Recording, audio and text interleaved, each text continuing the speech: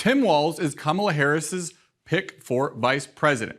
The Minnesota governor and former congressman will join Harris at a rally tonight in Philadelphia. Walz has a record of enacting progressive reforms in Minnesota, including free college tuition for low-income students and legal marijuana. He has strong support from labor unions and close ties to key Democrats in Congress. Republicans are already labeling Walz a Bernie Sanders-style radical leftist whose views are far outside the mainstream. Here's what Republican VP nominee J.D. Vance had to say about the pick. And again, the biggest problem with the Tim Walz pick, it's not Tim Walz himself, it's what it says about Kamala Harris. That when given an opportunity, she will bend the knee to the most radical elements of her party. That's exactly what she did here. That's what she's going to keep on doing as president. Joining us to discuss, the Hill White House reporter Brett Samuels. Brett, 3 weeks ago, few people knew who Tim Walz was. Now he's set to be a candidate for vice president. Why do you think Harris ultimately landed on him?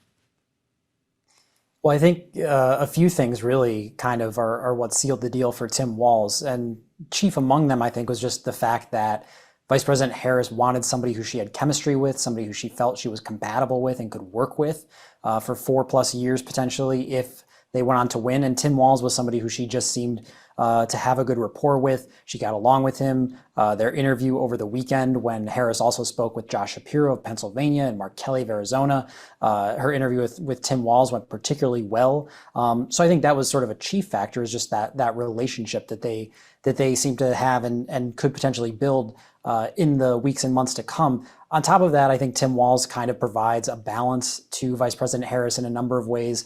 Obviously, she is from California. He's from the Midwest, Minnesota. He is a more rural upbringing. She obviously is from San Francisco in the Bay Area. Tim Walz was born in Nebraska. He served in the Army. He's a veteran. He's a former school teacher. So all of that, I think, just provides kind of a balance and a bit of a contrast to Vice President Harris's resume, obviously. Coming from California, coming from a big city, her record as a prosecutor, as a lawyer before she was in the Senate. So I think those are kind of the factors that ultimately sealed the deal in Walz's favor over some of his competition for this spot. The end of the Veep stakes got a bit nasty. The knives were out for Pennsylvania Governor Josh Shapiro, who was said to be the favorite of some high-profile Democrats. I thought it was going to be Shapiro and said so on the show here yesterday, so I'll take that L. Now, Shapiro is Jewish and has voiced support for Israel during the war in Gaza. Some conservatives say that is why Harris passed him over. Could those sentiments roil tensions that have been bubbling under the surface of the Democratic Party? Yes, certainly, this was a very condensed kind of rapid fire process that happened basically over the course of 2 weeks, where Vice President Harris was trying to choose a running mate here. You mentioned Josh Shapiro, the Pennsylvania governor. He was widely seen as a very strong contender for the job here, obviously coming from Pennsylvania, where he's very popular. That's a state that Vice President Harris essentially has to win in November if she's going to secure the presidency. So he was sort of a hot commodity, I think. A lot of people saw him as the odds-on favorite early on. But as you mentioned, a lot of concern over kind of his very pro-Israel, outspoken pro-Israel stance, some of the criticism that he had made in the past of campus protests against the war in Gaza. Now, obviously, Tim Walz, the eventual pick for VP, he's also been pretty supportive of Israel. He's pushed back on certain aspects of those campus protests. So that has contributed, I think, to some of the allegations of whether anti-Semitism had something to do with this. I think Democrats will push back pretty strongly on that and say that that was not a factor in the ultimate decision here. But certainly that's just going to be fuel, I think, for Republicans to kind of egg on these sort of divisions among some Democrats, some of the consternation they had. And it'll be up to Democrats to kind of put that past them and really rally around this Harris-Walz ticket moving forward. Speaking of rifts in the Democratic Party, Nancy Pelosi says she hasn't spoken to President Biden since he dropped out of the presidential race. Pelosi reportedly led the charge to force Biden off the ticket, which left Biden seething with anger. The vibe among Democrats has been pretty happy-go-lucky since Harris took over the top of the ticket, but could these underlying tensions boil over in the crucible of a presidential race? Yeah, certainly it's a story that has just continued to kind of drag on, sort of how President Biden was pushed out of the race essentially under pressure from other Democrats. President Biden privately has made no secret of the fact that he felt like he was up to the job for another 4 years, that he was the right candidate to beat former President Trump again in November. So it's not terribly surprising, I think, that there's still some lingering tension there from between President Biden and potentially former Speaker Pelosi and other high-level Democrats who sort of led this push behind the scenes to get him to reconsider his candidacy.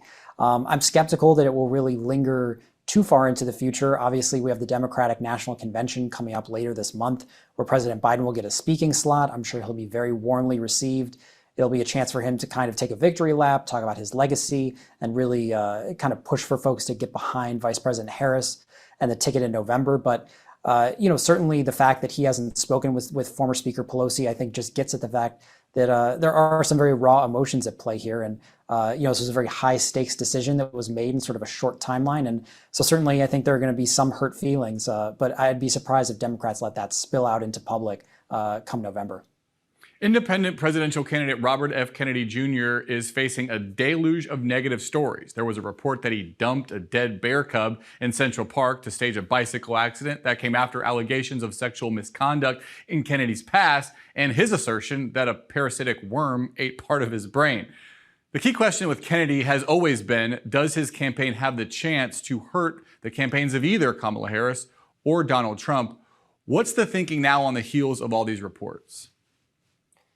Yeah, well, I think, as you said, sort of the latest negative headline about, staging this accident involving this bear cub in Central Park some years ago. This was something that RFK Jr. kind of willingly disclosed because he was trying to get out ahead of a New Yorker article. It just kind of gets at, I think, the fact that his candidacy right now is sort of viewed as a bit of a sideshow, a bit of a question mark, a bit of a wild card. People just don't really know what to expect from him with sort of these bizarre stories that keep coming out.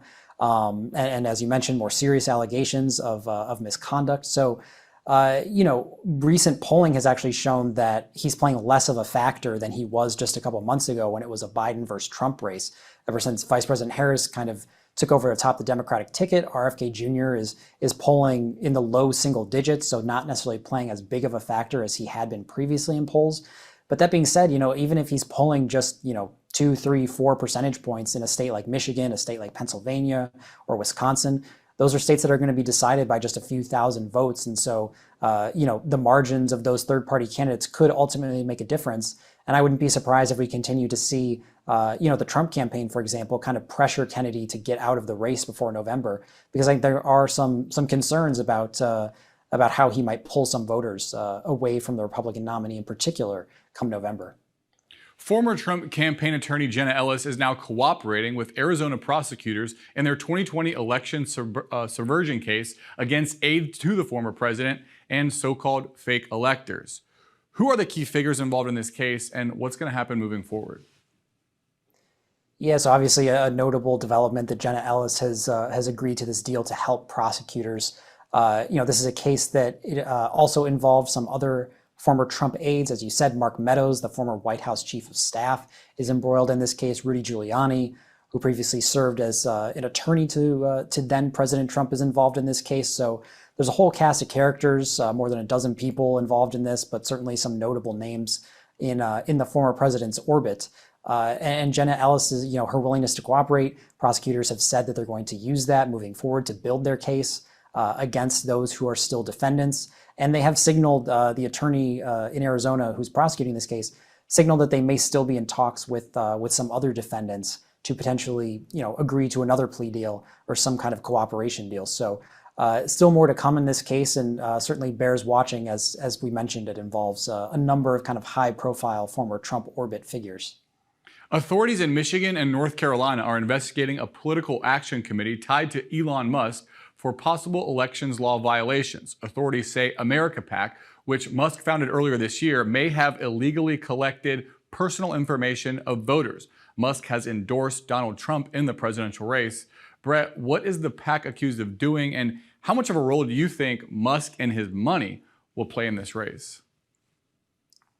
Yeah, so some of the details around this investigation into America PAC are still a little fuzzy. Obviously, the Michigan Secretary of State has said that they're investigating essentially how Elon Musk's PAC was collecting voter data.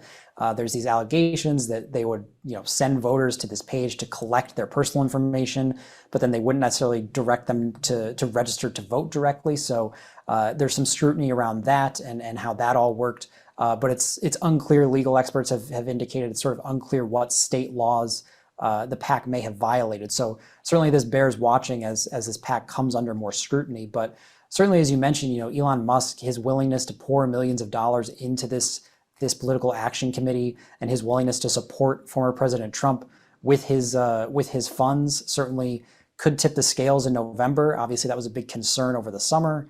Was whether former President Trump and his campaign would have enough money to compete, to develop a ground game, to develop infrastructure in swing states on top of obviously advertising. So Elon Musk's willingness to start up this political action committee and his willingness to try and register voters on the ground, it could play a significant role, because that's something that the Trump campaign, there had been concerns that they weren't doing enough of that on their own. So certainly Elon Musk could play a rather significant role, I think, in this election. Helps to have the richest man in the world on your side. Brett Samuels, thanks so much for coming on. Thanks for having me. The National Transportation Safety Board has started the first of 2 days of grueling hearings over the January 5th Alaskan Airlines accident where a door plug blew off mid-flight. It's the first time the NTSB has released thousands of pages from the investigation into that incident. It was one of multiple incidents that have called into question the safety record of airplane manufacturer Boeing. Tuesday morning, Senior Vice President of Quality Elizabeth Lund laid out how the company plans to respond going forward. Since the accident is a part of our improvement activity, we are implementing a process where we are using safety risk assessments through our safety management system to assess work when it travels out of position, to ensure that we have a plan to work it, that it can be worked from a product safety and a personal safety standpoint safely. Boeing CEO Dave Calhoun stepped down following that incident. Longtime aerospace executive Kelly Ortberg is set to take over as CEO on Thursday. Just a day after the biggest single-day drop since 2022, Wall Street is showing signs of life.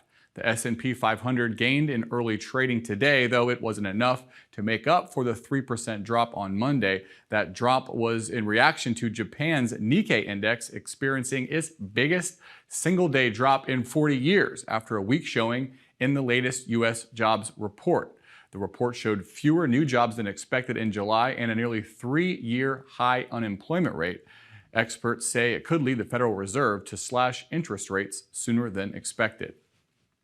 Some family members of September 11th attack victims are reeling after Defense Secretary Lloyd Austin canceled a plea deal for 3 prisoners involved in the attacks. The plea agreement was meant to resolve cases with lifetime sentences instead of the death penalty for the man accused of planning the attacks, Khalid Sheikh Mohammed, and 2 accused accomplices. Families of the victims are split. Some join Republican officials to criticize the Biden administration's decision to approve the deal. Defense Secretary Austin later reversed course and nullified the plea deal, insisting that he arrived at the decision himself with no external influence.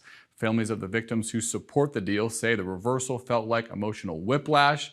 Moving forward, the case may be pushed into lengthy legal proceedings as military commissions have struggled to secure convictions related to other 9/11 defendants. Google loses a major antitrust lawsuit after a federal judge, Ami Maida, rules that the tech giant unlawfully maintains its monopoly over online search and text advertising. The Justice Department and a coalition of state attorneys general sued Google back in 2020 in an effort to rein in Silicon Valley tech giants. Judge Maida found that Google had unlawful billion-dollar agreements with Apple and Android to ensure it is the default search engine on their devices, undercutting rivals such as Bing and DuckDuckGo. The ruling marks the first anti-monopoly decision against a tech company in decades. Attorney General Merrick Garland stated no company is above the law, and the White House called the ruling a victory for the American people. That's today's Daily Debrief. I'm Drew Petrimoulx. Be sure to like, share, and subscribe to the Hill's YouTube channel, and come back here soon for the intersection between politics and policy.